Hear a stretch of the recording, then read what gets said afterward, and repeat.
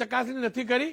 તેની અંદર એવું આવેલું કે સુરત શહેરના આજુબાજુના વિસ્તારોમાં પણ પાનની દુકાન ઉપર દારૂની બોટલ વેચાતી હોય એવો પણ થયેલો। લાંબા સમયથી આ તૂત ચાલતું હતું, કોઈ કાર્યવાહી નહોતી થતી। જો કે કોંગ્રેસના નેતા દર્શનભાઈ નાયકે એક પત્ર લખ્યો, ત્યારબાદ કાર્યવાહી શરૂ થઈ।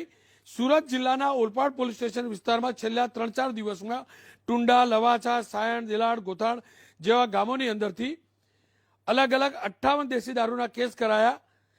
18 પુરુષો પકડાયા, 49 મહિલાઓ પકડાઈ છે। એનો મતલબ એ થયો કે આ મહિલાઓ જોડે દારૂ ગળવાનું કામ કરવામાં આવે છે। પણ આ કાર્યવાહી ત્યારે જ થાય છે જ્યારે કોઈ મીડિયા બતાવે છે અથવા કોઈ પત્ર લખે છે। મારી સાથે દર્શનભાઈ જોડાયા છે। દર્શનભાઈ, તમે એ શહેર, એ જિલ્લાથી જોડાયા છો જ્યાં ગૃહ રાજ્યમંત્રીનો પોતાનો ગૃહ જિલ્લો છે। તમે એ જિલ્લાથી જોડાયા છો જ્યાં મેં પણ કામ કર્યું છે। મેં પણ જોયું છે કે હા, દારૂની ભઠ્ઠીઓ ધમધમે છે। પવિત્ર તાપી નદીના પટને પણ આ બુટલેગરોએ છોડેલી નહોતી। કદાચ એમ કહું ને કે સુરતને દારૂનો દરિયો બનાવવામાં આવ્યો છે તો પણ ખોટું નથી। તમારું શું આકલન છે? ખુલીને પર્દાફાશ કરો, કેવી રીતે આખું રેકેટ ચાલતું હતું? ગુજરાતમાં રોનકભાઈ, જે ગાંધી અને સરદારના ગુજરાતમાં દારૂબંધીની વાતો છે એ વાતો પોકળ છે।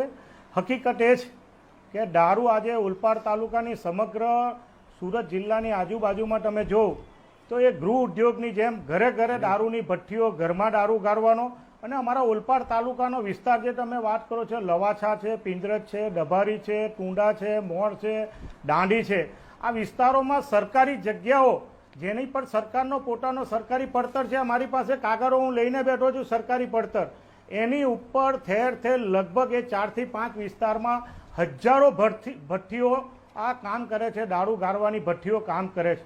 જે રીતે સહકારી મંડળીઓમાં જે રીતે દૂધ ઘરે ઘરે ગાય ભેંસ પાડીને જે રીતે દૂધ મંડળીમાં ભરવામાં આવે છે, એવી રીતે ગામનો મોટા મોટો એક બુટલેગર, તમે જે વાત કરી એ રીતે એને નવસારથી માંડીને, ગોળથી માંડીને તમામ પ્રકારની સુવિધા આપવામાં આવે છે। અને એ દારૂ રાતના મોડી રાતે લગભગ 11 થી 12 થી સવારના 4 વાગ્યા સુધી ગાળવામાં આવે છે। અને 4 વાગ્યા પછી સમગ્ર દારૂ ભેગો કરીને લગભગ તમે કલ્પના નહીં કરો 1000 કેન જેટલો દારૂ આ વિસ્તારમાંથી સમગ્ર સુરત જિલ્લા અને શહેરમાં એ પહોંચાડવામાં આવે છે।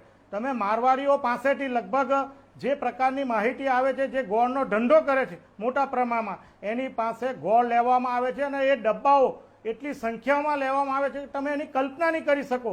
તમે એક અવાજ કરો, ફરિયાદ કરો તો એની સામે આ બુટલેગરો એટલા મોટા પ્રમાણમાં જે પ્રકારે વહીવટી તંત્ર અને પોલીસ વિભાગ પર એનો કાબુ છે। તમને એક દાખલો આપું કે 27મી જુલાઈએ મેં એક ફરિયાદ કરી હતી અને દારૂ વેચાય છે માટે તો સમગ્ર તંત્રએ મોટા પ્રમાણમાં ઝુંબેશ કરી તો હજારો લીટરે દારૂ પકડવામાં આવ્યો। બીજી જ એવી મેં એક ફરિયાદ 4/1/2003ના રોજ કરી, એવી જ એક ફરિયાદ 4/3/2003ના રોજ કરી। અમારા ઓલપાડ તાલુકાના કરમલા ગામ ખાતે 21 લાખ રૂપિયાનો વિદેશી દારૂ પકડવામાં આવ્યો।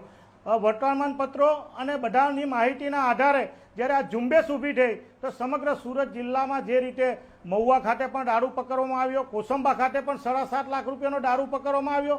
એટલે આ દારૂ એક સામાજિક દૂષણ બની ગયું છે। મારે તો સરકારને વિનંતી કરવી કે એક સામાન્ય નાગરિક જ્યારે દમણ કે યુનિયન ટેરિટરીમાં ફરવા જતો હોય ત્યારે એની બોર્ડર પર ચકાસણી કરવામાં આવે છે ગાડીની, અને એક દારૂની બોટલ એ લાવી શકાતો નથી કે પકડાય છે। તો આટલા મોટા વિદેશી કન્ટેનર જ્યારે આવતા હોય તો સ્વાભાવિક છે કે આની પાછળ કોનું પરિબળ છે, કયા પ્રકારનું છે।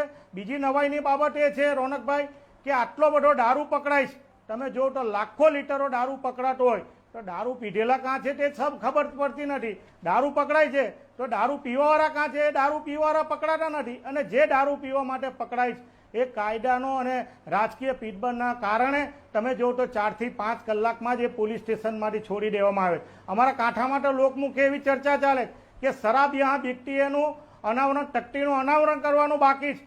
આ પ્રકારની પરિસ્થિતિ ઓલપાડ કાંઠા વિભાગમાં છે। અને સરકારશ્રીને વિનંતી કરીએ કે કોરોના વખતે તમે જો તો શહેરોમાં, ગામડાઓમાં લોકોને ઘરની બહાર નીકળવા દેવા માટે, ગલીઓમાં બહાર નીકળવા દેવા માટે ડ્રોન કેમેરાઓ ઉડાડવામાં આવતા હતા। તો આ જે સમગ્ર વિસ્તાર છે, આ જે ઝોન છે, એ ઝોનોમાં પણ મોટા પ્રમાણમાં જે બુટલેગરોની માહિતી હોય એની પર રાતની દરમિયાન એ ડ્રોન ઉડાડવા જોઈએ. એ ડ્રોનોને કારણે એની ચોક્કસ માહિતી મળે, પરંતુ સરકાર અને વહીવટી તંત્ર જી. આના પ્રત્યે ગંભીર નથી. હું તો સરકારની સાથે સાથે સામાજિક આગેવાનો અને એનજીઓની પણ જવાબદારી હું કહેવા માંગુ છું કે આ એક સામાજિક દૂષણ છે અને એ દરેક સમાજમાં વ્યાપેલું છે. તો બધાએ ભેગા થઈને આજે જો તો યુવાનોમાં આ મોટા પ્રમાણમાં આ દારૂ પીવાના કારણે લીવર અને કિડનીના કેસોના કારણે ઘણા પરિવારે એ મેડિકલમાંથી એટલોમાંથી પસાર થવું પડે છે. અને આજે સૌથી વધારે દક્ષિણ ગુજરાતમાં સુરત જિલ્લા અને સુરત શહેરમાં નશાબંધી મુક્તિના કેન્દ્રો એ સામાજિક ધોરણે ચાલી રહ્યા છે. અને ગુજરાત સરકારનું પણ સામાજિક એક બજેટ છે.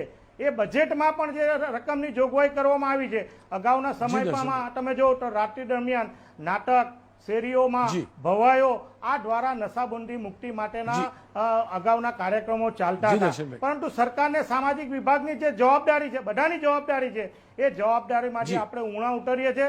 નવાઈની વાત એ છે કે ગાંધીજીના રહસ્યમય સચિવ, રાજકીય સચિવ અમારા મહાદેવભાઈ દેસાઈનું ગામ દિયણ, આ દિયણ ગામમાં પણ તમે આવો તો ઠેર ઠેર જી. દારૂની ભઠ્ઠીઓ આ જોવા મળે જી, છે. જી. એટલે એક સામાજિકના આજે તો કહેવત છે કે દાળમાં કાળું નહીં પણ આખી દાળ કાળી. એ કારમાં એ પ્રકારની યુક્તિ આજે ઠેર જી. ઠેર લોકોના મુખે ચર્ચા રહી. બિલકુલ દર્શનભાઈ. આ પ્રકારની પરિસ્થિતિ સમગ્ર જગ્યાએ આજે જોવા મળે છે. જી દર્શનભાઈ, આપનો ખૂબ ખૂબ આભાર. આપણે ડ્રોનની વાત કરીને કોઈ જરૂર નથી ડ્રોનની.